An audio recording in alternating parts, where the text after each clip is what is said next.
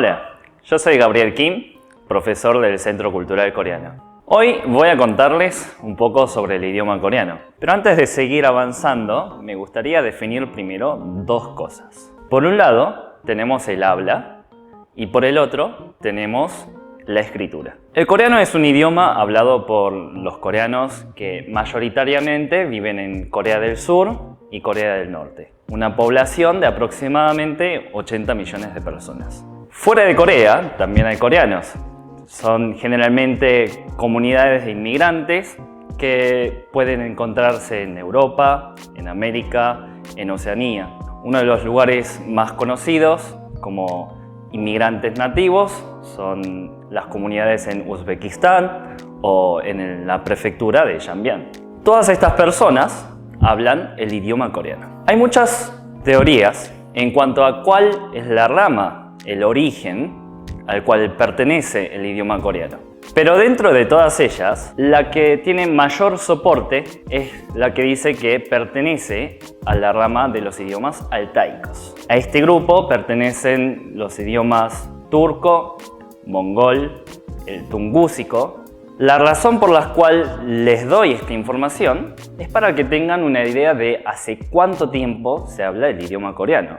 Ahora bien, por el otro lado dijimos que teníamos la escritura. La escritura tiene que ver con cómo registramos las ideas. De hecho, por ejemplo, el alfabeto latino que nosotros usamos en el español, en el inglés no es propio. Algo similar pasaba en el coreano. El sistema de escritura que se utilizaba anteriormente, históricamente, en Corea, era el Hanja. ¿Qué es el Hanja? Es una versión de chino, pero que usaban los coreanos. Como ustedes conocen, el chino tiene sus orígenes en los pictogramas. Y eso hace que sea muy difícil de poder aprender enteramente el idioma entero, específicamente el sistema de escritura. Es acá cuando les cuento entonces sobre el gran rey Sejong. Probablemente sea un nombre que lo han escuchado mencionar varias veces. El gran rey Sejong es un rey muy querido por los coreanos, justamente por todos sus logros, sus invenciones y por el amor que siempre tuvo hacia su pueblo. Ante la tristeza que causaba saber que el pueblo no podía defenderse por sí mismo porque no sabía leer, no sabía escribir, el gran rey Sejong, allá por el siglo XV, decide con sus académicos crear un sistema de escritura que pudiera describir enteramente la fonética del idioma coreano, el habla que hablamos hace un ratito, ¿no? Es así entonces que finalmente se crea el Hunminjeongeum, un libro en el cual se proclama la creación del Hangul. Hangul siendo el sistema de escritura coreano para que el pueblo pudiera leer y escribir. En este libro, Hunminjeongeum, lo que se describe es cuál es la inspiración y cuál es el espíritu que se tuvo en cuenta al crear este nuevo sistema de escritura. Luego, en el tomo del Haerebon, lo que se hace es describir para enseñarle al pueblo cómo es que se tiene que pronunciar, cómo es que se debe dibujar cada letra y enseñarle el uso del Hangul.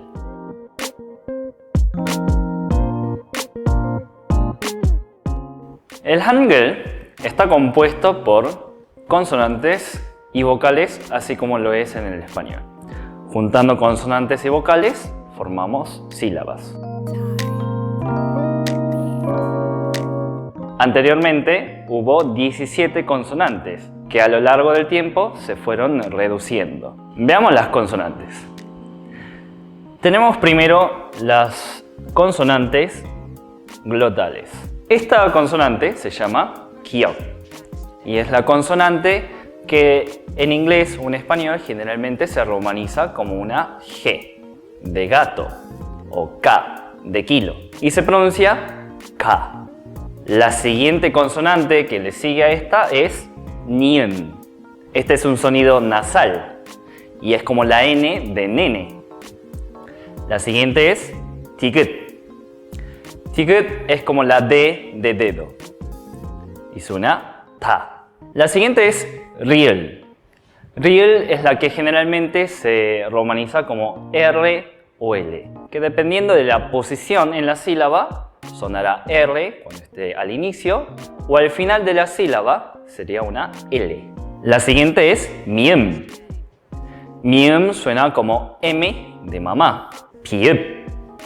Piep es como la B, que en español, si bien tenemos B larga, B corta, en coreano no existe esa distinción. Siguiente es shiot. Y esta es una consonante un poco particular, ya que si bien se romaniza como una S, es una S que en coreano suena mucho más suave. Y que además, si está con una vocal que comienza en un sonido I, suena como una SH. La siguiente es ing. Este circulito es el más fácil de recordar, obviamente, y es un sonido mudo, así como suena la H en el lado. La siguiente consonante es chiet, este de acá. Chiet es una consonante que es un poco difícil de reproducirla en español. A mí me gusta siempre explicarla como una Y del gallego y no tanto como una J que generalmente se suele romanizar. Esta consonante entonces quedaría como cha. La siguiente es chiet. Chiet es como una CH y la CH es mucho más fácil de pronunciarla, así como cuando decimos chocolate. La siguiente que sigue es kyuk.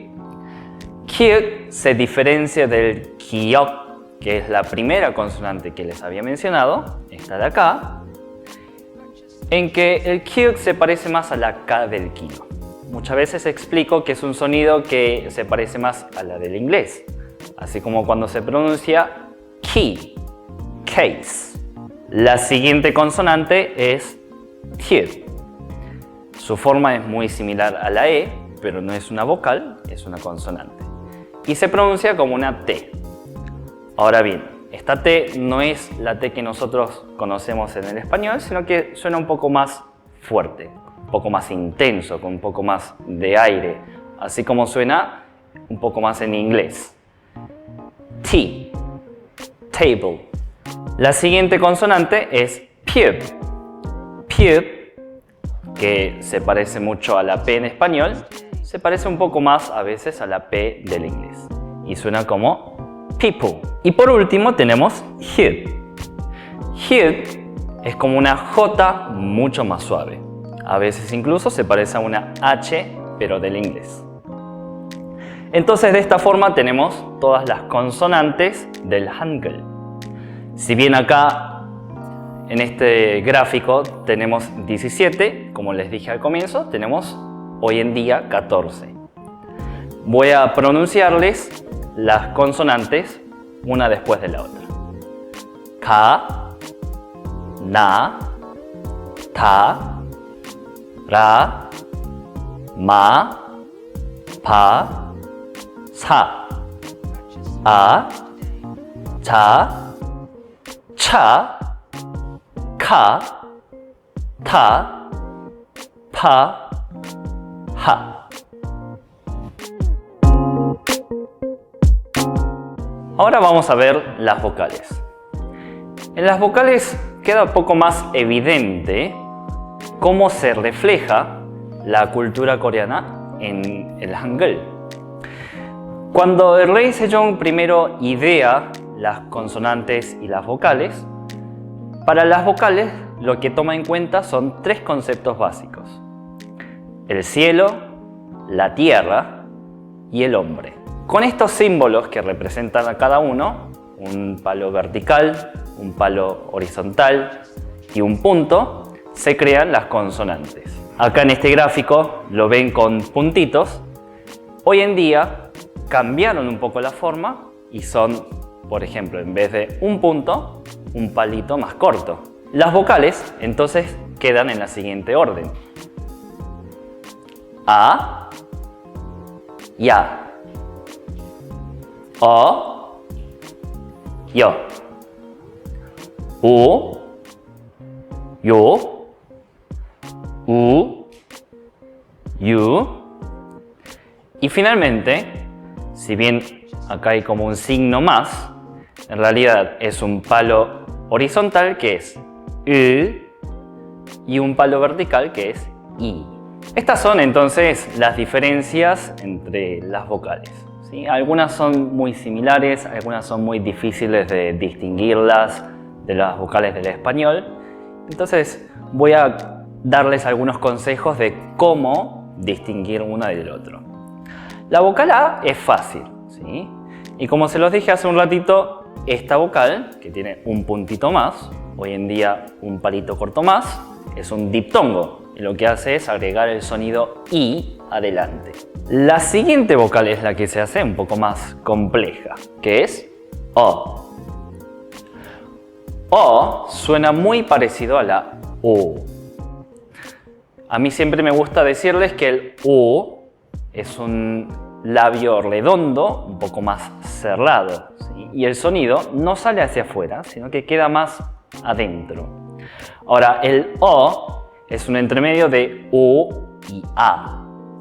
Por eso este O, si bien se parece más a un U, la forma de distinguir, diferenciar, es abrir un poco más la boca para que suene O en vez de U. La siguiente vocal que también se hace difícil distinguir a veces es U de U.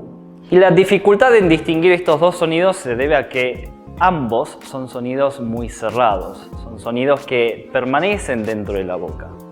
Entonces, una forma de distinguirlos es, como les dije hace un ratito, U, labios redondos, y U, pico de pato.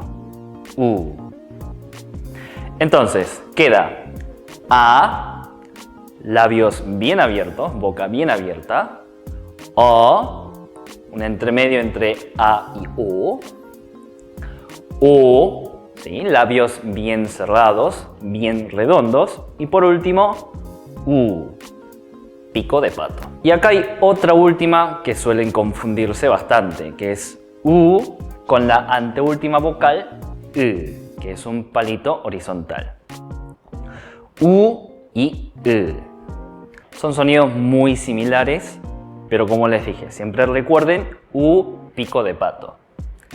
U, a mí siempre me gusta decirles el sonido que hacen cuando sienten asco. ¡Qué asco! Entonces se hace mucho más fácil recordar la diferencia entre U y U. Después, entonces, tienen los demás sonidos, ¿no? Que dijimos que son diptongos, que es simplemente agregar el sonido I adelante de la vocal. Con esto, entonces, terminamos las vocales. Ahora, a partir de estas vocales simples, derivan otras vocales que son compuestas. Un ejemplo de eso es O más A, y queda WA. Y así pueden formar otras vocales compuestas. De la misma forma, pueden encontrar consonantes compuestas también. Entonces, por ejemplo, doble kiok puede ser K, como Q de queso. Doble tikut puede ser T, como la T del español. Y así sucesivamente van a poder encontrar otras consonantes que derivan de estas simples. Entonces, con esto damos fin a todo lo que son las consonantes y vocales del Hangul. Entonces, las principales diferencias son el verbo y el complemento. En coreano, el verbo siempre va a ir al final. Ahora, no quiero asustarlos con estos. Esto no significa que el coreano sea difícil o imposible de aprenderlo. A mí siempre me gusta comparar el aprendizaje de un idioma con el entrenamiento de un deporte o la práctica de algún instrumento musical. Es cuestión de que uno constantemente entrene el cerebro para que vaya pensando, acostumbrándose en otro idioma. De esa forma uno consigue aprender y hablar en ese idioma. Recuerden entonces que siempre lo más importante es perseverar y buscar siempre mi forma de aprender el idioma. mi método siempre va a ser el mejor.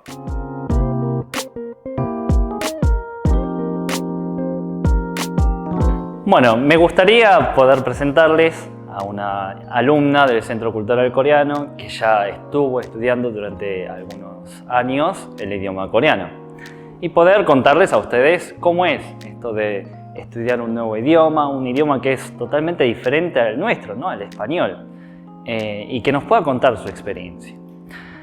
Mechi, ¿nos acompañas? ¿Cómo estás? ¿Todo bien? Bueno. Contanos, ¿hace cuánto estudias el coreano? ¿Qué te parece lo más difícil? ¿Dónde lo estás estudiando? ¿Cómo estás haciendo para estudiarlo? Yo el coreano lo estudio acá en el Instituto Rey Sayón del Centro Cultural Coreano. Llevo estudiándolo hace 3 años, Sí. Estoy en nivel 3. Ingresé para conocer el K-pop, para conocer el idioma. Clásico, ¿no? El clásico. Ida, no, es un viaje de ida. Es un viaje de ida y no de vuelta. Sí, sí. Y bueno, ¿y qué es lo que te resultó más difícil cuando comenzaste a estudiar coreano? Supongo que comenzaste de cero también, ¿o no? Sí, comencé de cero, de hecho yo no conocía nada del idioma, así que fue desde ver esto de Sí. cero. Sí, sí, sí. No es difícil, pero sí, tenés que sentarte y estudiar cualquier idioma, ¿no? Por ejemplo, venía acostumbrada del inglés, sonidos similares al nuestro por ahí, y acostumbrarse como a utilizar las cuerdas vocales de otra manera. Sí, totalmente. Bueno, algo importante que mencionaste es que es muy fácil de aprender a leer y escribir, de usar el Hangul, ¿no? Que les mencionaba hace un ratito, las consonantes, las vocales. De hecho, muchas personas lo describen como muy fácil, muy simple, muy intuitivo de poder aprenderse estas consonantes y vocales. De hecho, para contar una anécdota, yo tenía un amigo en la secundaria que le pasé el Hangul con el alfabeto y a la semana se aprendió todo. Era un amigo de la secundaria. Entonces, así de fácil y simple es de aprender. Pero después está la parte que es del habla, ¿no? Que es algo que mencionaba desde el comienzo, ¿no? La diferencia entre el habla y la escritura. ¿Que vos lo estás hablando? ¿Te cuesta todavía? Me cuesta todavía hablarlo. Leerlo no, porque uno ya cuando lo aprende, leer se le es fácil. Hablarlo a veces se complica, porque hay palabras que tienen similares en los sonidos. Sí. Que si vos la decís mal, quizás estás diciendo otra palabra de la que vos querés decir. Exacto. Por ejemplo, sé que copy, Sí, y si la decís mal, estás diciendo otra cosa. exacto. Entonces, quizás el tema de practicar el habla es lo que más necesita. Exacto. Bueno, justamente la palabra copy es una palabra, un préstamo del inglés, que es café, ¿no? Pero acá viene un poco, vamos a aprovechar esto, es copy, que es con esta vocal, pero si uno la pronuncia más con esta vocal, que es dijimos que era más redonda, cerrada, suena más a sangrado de nariz. Entonces presta ese tipo de confusiones y es bueno poder practicar un poco el tema de la pronunciación y qué sé yo. Pero, a ver, siempre con práctica se puede. Yo tengo alumnos, conocí gente, tengo amigos que hablan el idioma muy bien después de haber estudiado varios años y es algo totalmente alcanzable, me parece. Y algo que mencionaste es el tema de practicarlo. ¿Cómo haces para practicarlo? Para practicar, un método que me funcionó fue ver K-dramas. Sí. Ver K-dramas ayuda mucho con un tema de que los escuchás dialogar. Sí. Hay veces que escuchás preguntas básicas y está bueno porque las escuchás tantas veces que después te quedan. Y ya en tu cabeza hasta lo lees y ya lo lees con el sonido. Exacto. O por ejemplo, distintas palabras también, si tenés a veces una duda de cómo se pronuncian, a veces justo lo pronuncian en un K-drama y decís, es así como se pronuncia. Exacto, sí. El K-pop, el K-drama son cosas que sirven, ¿no? Bastante para poder entrar el oído, poder escuchar, ver, sí. Y me parece que lo más importante o lo mejor de los K-dramas es que uno puede aprender elementos extralingüísticos. Yo veo muchas veces a personas que dicen que aprendieron coreano y que adquirieron ciertas mañas como decir aish o homo y ese tipo de, ¿no? de interjecciones. Me parece que eso hace un poco más, ¿no? a poder hablar realmente como nativo el idioma. Seguramente lo haces, o no sé, ¿vos lo haces ese tipo de cosas? No, ¿Adquiriste algún tipo de maña? a veces las pienso, es como... Exacto, sí. De la nada, tipo, ¿por qué me salió? Sí. Porque escuchás a veces tanto, Exacto. o qué sé yo, estás hablando con tus compañeros en coreano que no sé, te juntás a hacer una tarea, estamos practicando diálogo y como no te sale, como ¡ay! Exacto. Y el aish es algo muy coreano, ¿no? Seguramente los que no conocen el coreano, el aish, ¿qué sonido es eso? ¿Qué puede ser, no? Pero bueno, ¿cómo hiciste para entrar al CCC? Para entrar me anoté en la página del Centro Cultural Coreano, cuando abren, porque abren los cursos cuatrimestrales, y me anoté, quedé en el sorteo, por suerte, suerte, porque la verdad es que hay mucha la gente que quiere entrar. Me dijeron que hay más de 1000 personas que quieren entrar. Sí. Entonces tienen que hacer un sorteo porque el cupo es chico. Y tuve la suerte de poder entrar. Sí, la verdad, tuviste mucha suerte, es muy difícil, me han contado también, de poder llegar al curso. Bueno, ya que estamos, supongo que también hay exámenes en los cursos, ¿no? Pero me gustaría preguntarte más del examen TOPIK. ¿Lo conoces al TOPIK? ¿Lo preparaste alguna vez? Lo conozco, sí, lo preparé también, pero no lo pude rendir por la pandemia. Lo empecé a preparar en el 2019 y la idea era rendir en el 2020 porque la idea es que lo prepares un año antes. Exacto. Así llegas a ese día bien preparado. Y bueno, justo con la pandemia cancelaron el examen. Así bueno. No se puede rendir. Bueno, pero seguramente ya pronto todo va a abrir, va a volver a la normalidad. Van a poder rendir el examen TOPIK, pero acá me parece un dato importante, es que no es solamente en Buenos Aires que se puede rendir el examen, sino que hay otros lugares en el interior, en Argentina, como en Tucumán o en Córdoba incluso también. Es un examen totalmente posible, ¿sí? Es cuestión de estudiar, de sentarse, ¿no? Y estudiar muchas palabras, vocabularios, pero me parece que es algo muy posible, ¿no? ¿Cuál fue tu experiencia en la preparación? Para mí me ayudó bastante también el tema de vocabulario, como decís, sí. Porque pude estudiar mucho más vocabulario del que veía en mi nivel. Exacto. O muchos más temas también.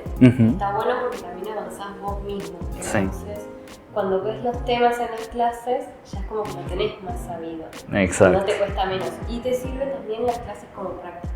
Sí. Porque así ya vas practicando y ya llegas al TOPIK y ya te sentís más preparado y más listo para lo que... Exacto. Bueno, el TOPIK es un examen internacional, ¿no? De nivelación del idioma coreano y sirve también para en varias ocasiones. Lo piden, por ejemplo, para ingresar a una universidad en Corea, pueden pedírtelo para poder trabajar en una compañía coreana. Es un examen que te va a servir si tenés planes de hacer algo en Corea o viajar o tener proyectos de vida, ¿no? Con algo relacionado con Corea.